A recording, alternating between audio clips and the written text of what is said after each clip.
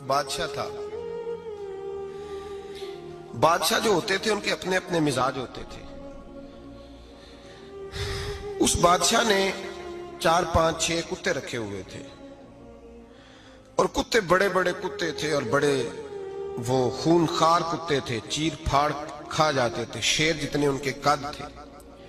بادشاہ تھوڑا سا کسی آدمی سے ناراض ہوتا نا تو ایک بہت بڑے پنجرے کے اندر ایک بہت بڑا سلاخوں کا گھر اس نے بنایا ہوا تھا, اس میں کتے ہوتے تھے اور کتے کو جب باندھ کے رکھا جاتا ہے تو زیادہ زہریلا ہو جاتا ہے, وہ زیادہ اس کے اندر کرواہٹ آتی ہے, زیادہ کاٹتا ہے. اس نے قید کیے ہوئے تھے. کتے تو بڑے زہریلے تھے. جس آدمی سے بادشاہ تھوڑا سا ناراض ہوتا نا تو وہ کتے کے آگے اس آدمی کو ڈالتا, کتے اس کو چیر پھاڑ کے کھا جاتے. یہ سزا تھی, لوگوں کو پتا تھا. بادشاہ کے وزیر نے بڑی خدمت کی بادشاہ کی, 35 سال تک نوکری کی. لیکن ہر سورج نے غروب تو نہیں ہوتا ہے نا, ہر چاند نے ڈھلنا بھی ہوتا ہے. اب بوڑھا ہونے لگا, وہ جو مضبوط حافظہ تھا وہ کمزور ہونے لگا, ہلکی ہلکی غلطی. بادشاہ مزاج کا بادشاہ تھا پر نہیں سمجھ میں آیا. تو میں نے کہا کہ لوگ کہتے ہیں ہمیں کام پیارا ہے, چم نہیں. تو رشتہ وفا کا تھا ہی نہیں. وزیر سمجھنے لگا کہ اب نہ میں بھی غلطیاں کرنے لگا ہوں تو ایسا نہ ہو کسی دن میں بھی ان کتوں کا شکار ہو جاؤں. اس نے بادشاہ سے کہا کہ بادشاہ مجھے آہستہ آہستہ معذرت کرنے لگا, قدم ہٹانے لگا کہ مجھے چھٹی دے دی جائے, میں بوڑھا ہو گیا ہوں. لیکن اس نے کہا نہیں نہیں, جب تک میری طبیعت نہیں مانتی تم نہیں جا سکتے. مطلق العنان لوگ تھے. وزیر خاموش ہو گیا, پریشان رہنے لگا. غلطی ہو گئی ہے تو پھینک دے گا. ایک تجویز اس کے ذہن میں آئی.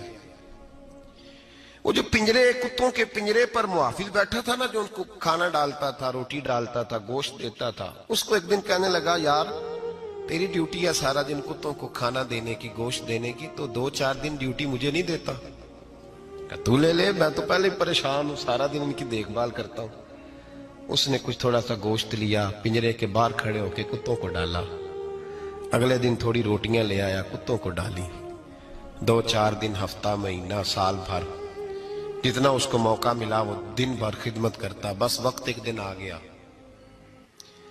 بادشاہ کو کوئی بات اچھی نہ لگی. اس نے کہا اس بڈھے کو اٹھاؤ اور ڈالو کتوں کے پنجرے میں. ساری زندگی یہاں رہا, اسے ابھی تک نہیں پتا چلا میرے مزاج کا. جب اٹھا کے پنجرے میں ڈالا نا تو بجائے اس کے کہ کتے اسے کاٹ کھاتے, وہ اس کے پیر چومنے لگے. وہ پیر چومنے لگے, ہاتھ چومنے لگے, چاٹنے لگے. تو بادشاہ اب سامنے کھڑا تھا نظارہ دیکھنے کو کہ چیر پھاڑ کرتے تو خوش ہوا کرتا تھا. خونخوار درندے جیسی اس کی طبیعت ہو گئی. جب دیکھا پیار کر رہے ہیں تو بادشاہ وزیر سے کہنے لگا یہ کیا ہے؟ تو وزیر رو پڑا, کہنے لگا تو سیاستدان تھا تو میں بھی سیاستدان تھا, ساری زندگی سیاست کی لیکن دنیا داروں کے ساتھ رہا تو انجام یہ ہوا کہ مجھے اس پنجرے میں ڈال دیا گیا. دیکھ تو بہت بڑا سیانہ تھا اور میں بھی سمجھدار تھا, وزیر رہا, لیکن ہمارا روح کا رشتہ نہ بن سکا. ارے ہم سے تو یہ کتے ہی اچھے نکلے. تیری 40 35 سال خدمت کی تو تو نے کتوں کے آگے ڈال دیا. انہیں تو چند مہینے روٹی ڈالی ہے, میرے وفادار ہو گئے. چند مہینے روٹی, جنہ تنا وچ عشق نہ رچیا کتے او نہ تھی چنگے. جنہ تنا وچ عشق نہ رچیا کتے او نہ تھی چنگے. مالک دے کر راکھی کر دے صابر بھوکے ننگے. اور بابا بلے شاہ صاحب فرماتے ہیں تو راتی جاگے تے شیخ صدا میں, راتی جاگ دے کتے تے تیتھوں اتے مالک دا در مول نہ چھڑ دے. پاویں مارو 100 جتے تے تیتھوں اتے رکھا سکھا کھا. دنے جار رکھاں وچ ستے تیتھوں اتے ایک برکی دا قدر پچھانن. پاویں مالک ہون ستے, ایک برکی دا اوپر کھڑے ہو کے کام نہیں کرانا پڑتا کہ میں کھڑا رہوں گا تو کام صحیح ہوگا, جاؤں گا تو نہ. ایک برکی دا قدر پچھانن پاویں مالک ہون ستے. پھر اپنے آپ کو مخاطب کیا, کہنے لگے اٹھ بلیا چل یار منا لے نہیں تے بازی لے گئے. حدیث ہے مسلم میں, طبرانی میں, حضور نے فرمایا آؤ میں تمہیں پچھلے زمانے کے ایک ایماندار نوخیز ولی اللہ کی بات سناؤں. پچھلے زمانے حضور نے فرمایا پچھلے زمانے میں ایک بادشاہ جادو کے زور پہ حکومت کرتا تھا. جب وہ ایک جادوگر اس نے رکھا ہوا تھا تو جادوگر اس کو جادو بتاتا, وہ جادو کے زور پر حکومت کرتا. جادوگر بوڑھا ہو گیا تو کہنے لگا بادشاہ کوئی نوجوان میرے پاس بھیج دے, اب میں بوڑھا ہو گیا ہوں, میرا پتہ کوئی نہیں کب مر جاؤں. ایک نوجوان کی ڈیوٹی لگائی, بڑا زیرک سمجھدار, اپنے رعایا میں سے چن کے جو ذہین فطرت مزاج بچہ تھا وہ اس نے لگایا. اللہ کے محبوب علیہ الصلوۃ والسلام فرماتے ہیں بچہ جادو سیکھنے لگا, وقت گزرنے لگا. بچہ جب جادو سیکھنے جاتا تو رستے میں ایک راہب بھی تھا جو انجیل جانتا تھا, وہ اللہ اللہ سکھاتا, لوگوں کو حضرت عیسیٰ علیہ السلام کی تعلیمات سے آگاہ کرتا. اس نے دیکھا کہ یہاں بھی لوگ اکٹھے ہیں تو وہ بچہ اس راہب کے پاس بھی اٹھنے بیٹھنے لگا.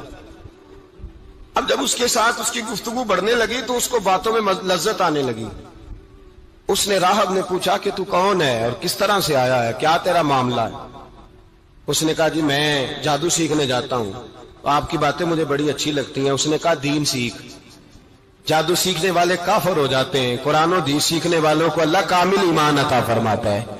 فرمایا یہ سیکھ. بچہ بیٹھنے لگا, اس کے پاس آنے لگا, باتیں دل میں گھر کرنے لگی. ایک وقت آیا کہ مسلمان ہو گیا. اور مسلمان کیسے ہوا؟ بچہ کہتا ہے میں تجربہ کر کے ہوا.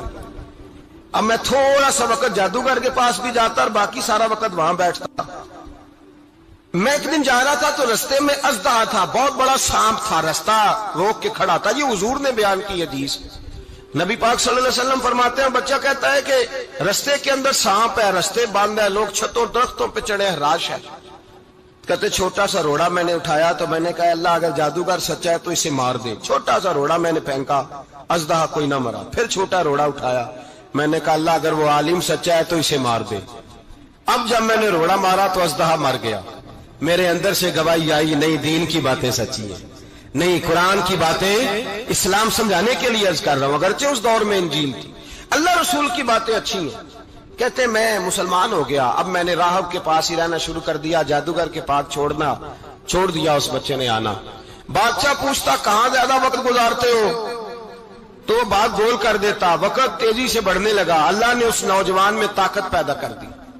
اب وہ اس کے اندر نا اللہ نے توانائی روحانیت پیدا کر دی. ابھی جوان ہے, 14-15 سال عمر ہے. اللہ نے اب جو بیمار بھی آتا وہ دعا کرتا تو اللہ صحت عطا کر دیتا. جو بھی آتا. بادشاہ کا ایک درباری تھا, بادشاہ کو پنکھا جلتا تھا, وہ اندھا ہو گیا. کوئی ایسی تکلیف آئی کہ نابینا ہو گیا, بڑے علاج کرائے, شفا نہیں ہوئی. کسی نے اس بچے کا پتہ بتایا کانوں میں. اس کے پاس گیا تو بچہ کہنے لگا شفا تو ہو جائے گی پر کلمہ پڑھنا پڑے گا, مسلمان ہونا پڑے گا, جس پیغمبر کا میں غلام ہوں تجھے بھی بننا پڑے گا, دین پہ عمل کرنا پڑے گا, اللہ شفا دیتا ہے. اس نے کہا تو مجھے کلمہ پڑھا, مجھے شفا دے, میں تیار ہوں. اس نے کہا شفا تو اللہ دیتا ہے. اس نے اللہ تبارک و تعالیٰ کا ذکر کر کے دعا مانگی. یہ مسلم شریف میں حدیث ہے, طبرانی میں موجود ہے. اللہ نے اسے شفا دی, اس نے کلمہ پڑھنا شروع کر دیا. یہاں ایک نقطہ لکھا ہے ہمارے علماء نے, کہتے ہیں جب اللہ ولایت عطا کرتا ہے نا تو یہ سفید بالوں والے کا حصہ نہیں ہوتی. اگر جوانی میں کوئی آدمی توبہ کر کے تصوف کے رستے پہ چلتا ہے تو سب سے زیادہ ولایت اللہ اسے عطا فرماتا ہے, سب سے زیادہ ولایت اس کے پاس ہوتی ہے. ابھی اس کے بال کالے ہیں, چڑھتی جوانی ہے, دعا کی تو اللہ نے, اور حدیث پاک میں موجود ہے کوڑے آتے تو شفا یاب ہو جاتے, اندھے آتے تو شفا یاب, برس والے آتے تو اللہ سے دے. جوان ہے. بادشاہ کے پاس وہ واپس گیا, وہ جو آدمی جس کی آنکھیں ٹھیک ہوئی تھی. بادشاہ نے پوچھا کہ کیسے شفا ملی, تو کہنے لگا میرے رب نے شفا دی ہے. بادشاہ سجدے کراتا تھا, اپنے آپ کو منواتا تھا معاذ اللہ. کہنے لگا میرے علاوہ کون رب ہے؟ اس نے کہا وہی رب ہے جس نے تجھے پیدا کیا ہے, اور وہی رب ہے جس نے مجھے اندھے کو آنکھیں دی ہیں, وہی ہے میرا مالک. کہا اچھا تو مجھے نہیں مانتا؟ کہا نہیں میں اپنے رب کو مانتا ہوں. بادشاہ نے اسے سزا دی, ستایا. اس نے بچے کا پتہ بتایا, پھر بچے کو بلا کے ستایا تو اس راہب کا پتہ بتایا. راہب بھی قتل ہو گیا, نابینا بھی قتل ہو گیا. بادشاہ نے کہا سپاہیوں سے اس بچے کو لے جاؤ اور پہاڑ کی چوٹی پہ جا کے نیچے پھینکو تاکہ مر جائے. بچہ پہاڑ کی چوٹی پہ گیا تو ہاتھ اٹھا کے کہنے لگا یا اللہ میرے لیے نہیں اپنے لیے, मेरे लिए नहीं, अपने लिए इन्हें अपनी कुदरत के जलवे दिखा। मेरे लिए नहीं, अल्लाह के बंदे अपनी जान बचाने की दुआएं नहीं मांगते, अपने लिए इन्हें अपनी कुदरत के जलवे दिखा, ये दुआ मांगी। जितने लोग साथ आए थे वो सारे जमीन पे गिरे और सब मर गए, पहाड़ से गिर के मर गए। बच्चा वापस सीधा बादशाह के पास कहने लगा, लो भाई, मेरे रब ने मुझे बचा लिया है। जवान का ईमान देखो, मेरे रब ने मुझे, बोलो, मेरे अल्लाह ने मुझे ईमान की गवाही दे रहा है, मैं बच गया हूं, तू झूठा है, मेरा रब सच्चा है। उसने कहा, ले जाओ इसको दरिया में, कश्ती में बिठाओ, बीच दरिया के जाके धक्का दे दो। बैठे कश्ती में, दरिया के बीच गए और जब जाके वहां उसको धक्का देने लगे तो उसने कहा, अल्लाह मेरे लिए नहीं, अपने लिए इन्हें अपनी कुदरत के जलवे दिखा। बस एक तूफान सा आया, जितने सिपाही साथ आए थे डूब के मर गए।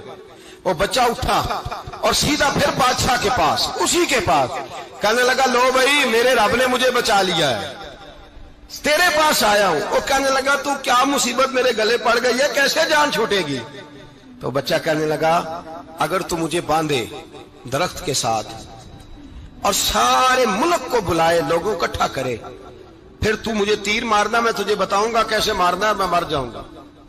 अल्लाह का बंदा नौजवान, ईमान देखो, मरने के तरीके बता रहा है, मैं तुझे बताऊंगा मैं कैसे मरूंगा। ये बात कही, बादशाह ने सारा मजमा जमा किया, मुल्क सारा बाहर आ गया, दरख्त के साथ बांध दिया। कहने लगा, भाई लोगों, ये मुझे मारना चाहता था, मार नहीं सका, अब मैं इसे बताने लगा हूं कि मैं कैसे मरूंगा। इसे कहो जब तीर मारे तो साथ मेरे रब का नाम भी ले, मैं अपने रब के नाम पे जान दूंगा, ईमान की पुख्तगी में अल्लाह के नाम पर जान दूंगा। इसे कहो रब के नाम पे मारे, मर जाऊंगा। बादशाह ने अल्लाह कह के तीर मारा, पेशानी में लगा, बच्चे की रूह परवाज कर गई। जितना मजमा खड़ा था सारा कलमा पढ़ के मुसलमान हो गए, सारे मुसलमान हो गए, सारे। मेरे रसूल पाक सैयद आलम सल्लल्लाहु अलैहि वसल्लम ने नौजवानों को बताया, जब तुम्हारे अंदर ईमान की कुव्वत आएगी तो अल्लाह तुम्हारी मदद करेगा।